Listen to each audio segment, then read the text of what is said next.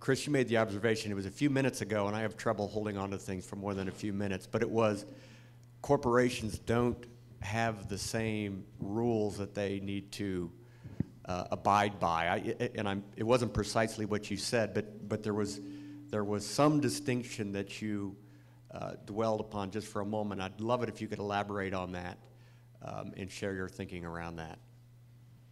Well, I think, you know, when you're a product-based commercial organization, to be really consistent in terms of your identity, you know, certainly they're going to grow and change too, but you don't see as much change probably as you would say or should see maybe in a not-for-profit, because not-for-profit is really about service.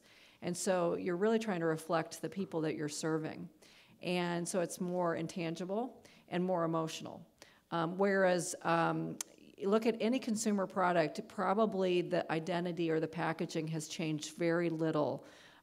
You know, it'll be subtle changes, you know, going back to Starbucks again, their mermaid has changed a few times over the years, but you know, in terms of that identity, hasn't really radically changed. Now, in terms of what they do as an organization, they have changed quite a bit in that now they're about as much about the social atmosphere of Starbucks, the music. Actually, one of the top-selling products they have is behind coffee is music. Really interesting, because for their brand, that's consistent with that sort of atmosphere. So I guess I was trying to get at that. There's an impetus, I think, for not-for-profits to really stay connected to our constituency and to our mission. And if we're not reflecting that, it almost might make us look like we're stagnant. And for, you know, our audience or our funders or what have you, we want to stay relevant. We want to, you know, show that we're really, you know, listening to our audience, that we're doing the things that keep our services, you know, important and in front of the public. So I hope that answers that. That's sort of my own sort of sense for it. I could be really dead wrong. You know, I think it's interesting. I think that there is I think this is changing, but I think that there's a culture of non-profits that there's not the same level of almost like professionalism, or it was interesting, one of the questions that we got is, have you ever been hurt by having like sleek, you know, marketing materials, or by having like, you know, a really cool brochure or whatever, right?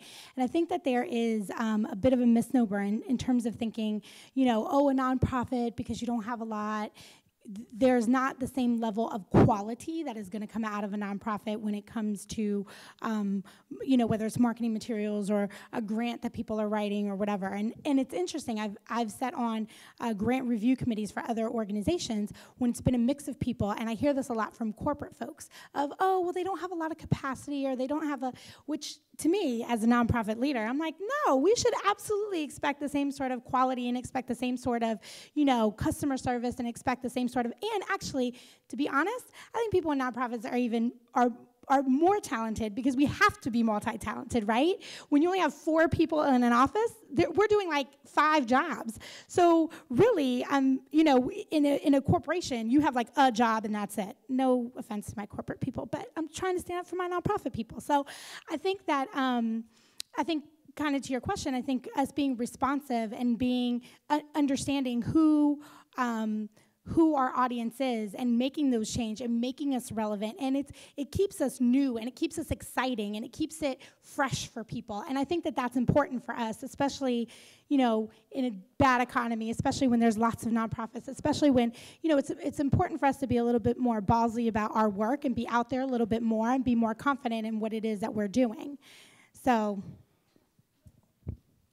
as a funder, I guess I would just want to say that it used to be that, at least for public funding for the arts, we wanted to know how our grantees were helping to carry forth our mission.